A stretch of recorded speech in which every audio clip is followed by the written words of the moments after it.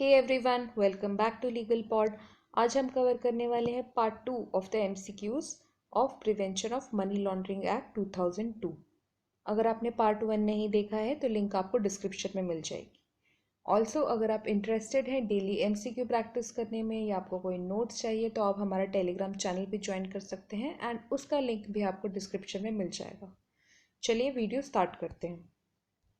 पहला क्वेश्चन है, offence of cross border implications has been defined under which section of PMLA 2002? 2R, 2RA, 2L, 2C। इसका answer है B. Section 2RA में defined है offence of cross border implications. अब चलिए ये section भी एक बार देख लेते हैं। सेक्शन 2RA बात करता है offence of cross border implication. अब नाम पढ़ के समझ में आ रहा है कि यहाँ पे 2 कंट्रीज इन्वॉल्व होंगी। तो पहला पॉइंट बोलता है कि कोई भी ऑफेंस हो रहा है लेकिन वो कहाँ हो रहा है? प्लेस आउटसाइड इंडिया हो रहा है। और वो कैसा ऑफेंस है?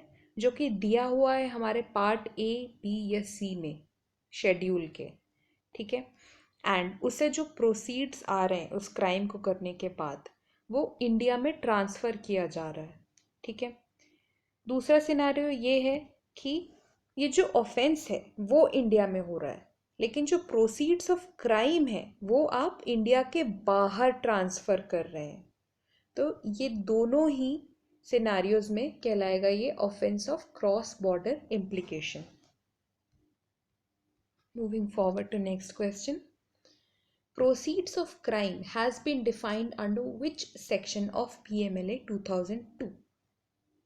2U, 2O, 2L, 2F। इसका आंसर है सेक्शन 2U। चलिए एक बार सेक्शन भी पढ़ लेते हैं। तो सेक्शन 2U क्या बोलता है कि प्रोसीड्स ऑफ क्राइम का मतलब होता है कि आप कोई भी प्रॉपर्टी को डिराइव कर रहे हो या ऑब्टेन कर रहे हो। कैसे कर रहे हो? As a result of criminal activity relating to scheduled offence. अब शेड्यूल्ड ऑफेंस मतलब क्या होता है? जो ऑफेंसेस पीएमएलए एक्ट के शेड्यूल के अंदर दी हुई है वो शेड्यूल्ड ऑफेंसेस।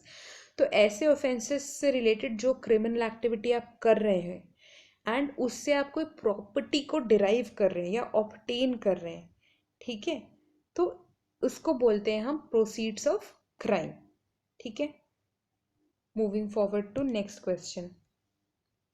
क्वेश्चन नंबर 3 है, the punishment for vexatious search under PMLA 2002 is option A imprisonment which may extend to 2 years or fine which may extend to 50,000 or both।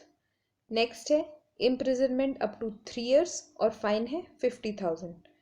Third point है imprisonment up to 2 years and fine up to 10,000 rupees।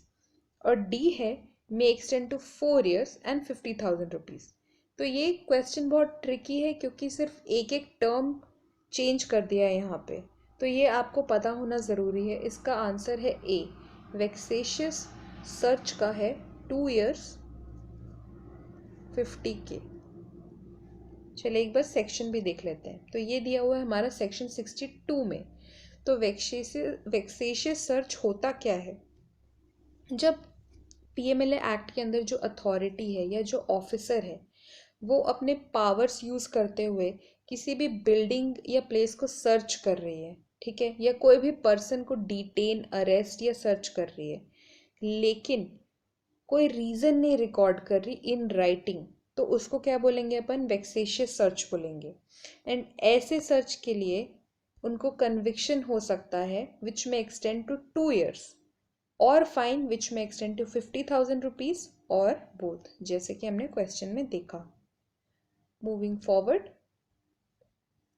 Next question है हमारा, विच section of PMLA states that the chairman, members, officers, employees of appellate tribunal, adjudicating authority, director, officers subordinate to him shall be deemed to be public servant। तो basically simply ये बोल रहा है कि PMLA के under जो हमारा appellate authority है या ट्राइब्यूनल है, जो भी हमारे डायरेक्टर हैं और जो इनके एम्प्लॉयज़ हैं, ऑफिसर्स हैं, ये सारे क्या हैं? पब्लिक सर्वेंट्स हैं। लेकिन ये किस सेक्शन में बोल रहा है? तो ये है इसका आंसर ए। सेक्शन 40 में बात करता है कि ये सारे क्या होंगे, पब्लिक सर्वेंट होंगे। Moving forward to next question.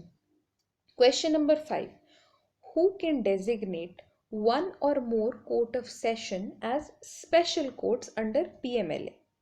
Question क्या बोल रहा है कि PMLA एक्ट के अंदर जो स्पेशल कोर्ट्स बनाए जाते हैं वो कौन, किसके पास पावर है जो एक कोर्ट ऑफ सेशन को स्पेशल कोर्ट डेजिग्नेट कर सकता है?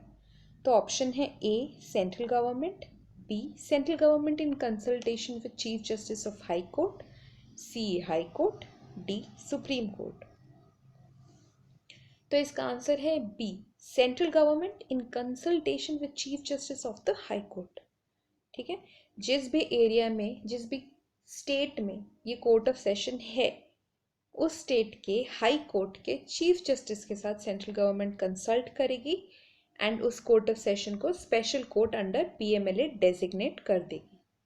और ये कहाँ दिया हुआ है? ये दिया हुआ है हमारा सेक्शन 43 ऑफ द पीएमएलए, जो कि बात करता है स्पेशल कोर्ट्स की। ठीक है, ये वही चीज़ बोली गई, हाई कोर्ट वाली बात, सेम स्टेट वाली। ठीक है, moving forward to next question. Question number 6, contracting state under PMLA 2002 means A, any country or place outside India in respect of which arrangements have been made by the central government with the government of such country through a treaty or otherwise। ठीक है, next point है any country या place outside India in which arrangements have been made by Ministry of Commerce with the government of such country through a treaty or otherwise। C, any country or place outside India in respect of which arrangements have been made by the state government with the government of such country through a treaty or otherwise। Option D, none of the above। तो इन तीनों option में difference क्या है कि treaty कौन बना रहा है हमारी कंट्री से? पहला सेंट्रल गवर्नमेंट, दूसरे ऑप्शन में मिनिस्ट्री ऑफ कॉमर्स और थर्ड है स्टेट गवर्नमेंट। तो इसका आंसर है फर्स्ट, कॉन्ट्रैक्टिंग स्टेट। मतलब ऐसा कोई भी स्टेट, ऐसा कोई भी कंट्री या प्लेस जो इंडिया के बाहर है और हमारी सेंट्रल गवर्नमेंट ने ऐसे कंट्री के गवर्नमेंट के साथ कुछ अरेंजमेंट किए हैं थ्रू ट्रीटीज या कोई कॉन्ट्रैक्ट या एनीथिंग, तो वो कहलाएगा हमारा कॉन्ट्रैक्टिंग स्टेट। नेक्स्ट क्वेश्चन, ये बहुत इंपॉर्टेंट है, ये आपको पता होना चाहिए। The political declaration and global programme of action, जिसके कारण हमारे कंट्री में पीएमएलए आया, इम्प्लीमेंट किया गया, तो ये जो है डिक्लेरेशन, ये कब और किसके द्वारा अडॉप्ट किया गया था? पहला पॉइंट है general assembly of United Nations 1990 या security council of United Nations 1990, general assembly of United nation 1996, security council of United Nations 1996। तो पहला पॉइंट तो सिक्योरिटी काउंसिल है ही नहीं। ठीक है, तो ऑप्शन बी गया, ऑप्शन डी गया। अब इन दोनों में ही होगा, तो इसका आंसर है A, general assembly of United Nations 1990। Moving forward to next question. Question number 8 है intermediary under PMLA includes first stock broker और share transfer agent, B association recognized or registered under the Forward Contract Regulation Act or any member of such association, C intermediary registered by the Pension Fund Regulatory and Development Authority या फिर PFRDA, या D all of the above. तो इसका answer है हमारा D all of the above. तो चलिए इसका सेक्शन भी एक बार देख लेते हैं। तो इंटरमीडियरी कहाँ डिफाइंड है? सेक्शन 21N, सेक्शन का नंबर याद रखना है। तो क्या बोल रहा है ये? पहला पॉइंट कि हमारा सेबी एक्ट के अंदर जो जो स्टॉक ब्रोकर या share transfer agent, banker to an issue, trustee, registrar, merchant banker, underwriter, portfolio manager, ये सारे लोग जो सेबी के अंडर रजिस्टर्ड है, सेक्शन 12 ऑफ सेबी के अंडर। सेकेंड पॉइंट, हमारे फॉरवर्ड कॉन्ट्रैक्ट रेगुलेशन एक्ट के अंदर जो भी एसोसिएशन या उनके मेंबर्स थर्ड पॉइंट PFRDA के अंडर रजिस्टर्ड, और fourth point securities contract regulation act के अंदर जो भी स्टॉक एक्सचेंज रजिस्टर्ड है वो, ये सारे क्या है, इंटरमीडियरी है हमारे PMLA एक्ट के under. Next question, question number 9, after confiscation of the property by central government, the rights and title in such property shall vest absolutely in court, central government, adjudicating authority, none of the above।